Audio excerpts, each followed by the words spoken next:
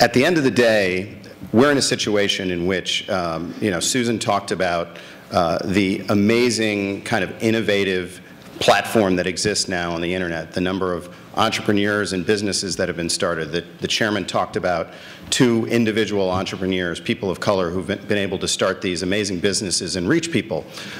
We also hear about the investment that's going on. And so for me, I take a step back and say, okay, well, so on the one hand, we're saying that the investment climate is working. On the other hand, we're saying that there are opportunities for entrepreneurs to grow and to start businesses. So that leads me to ask the question, so what's wrong?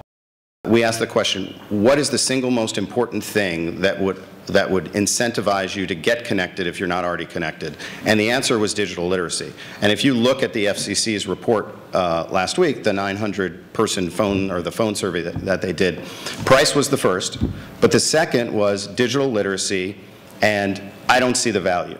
So I don't disagree with the fact that price is important, but if you ask anybody, would you rather have something free or pay more for it, they're going to say free. So I'm not saying that that's not an issue that our community and these communities need to deal with, but I think it's a little bit of a distraction to focus on that just exclusively. If you get to the other 2 issues, digital literacy and I don't see the value, I think it goes a little bit to what Craig was saying, which is that there's an aspirational disconnect in our community right now. If you talk to people of color about what they want, we want a good education, we want opportunity for our kids, we want to stay connected, we want to be part of our community, and yet they don't see that there's a connection between achieving all of those things that matter to them and being connected and having a broadband connection.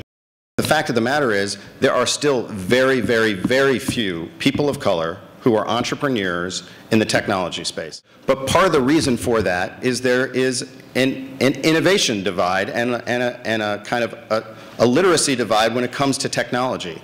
And so it may be the case that Hulu and Twitter and Facebook and Google and all these amazing companies have been started, but it's hard-pressed to name one that's been started in the last 10 years that's run by a person of color.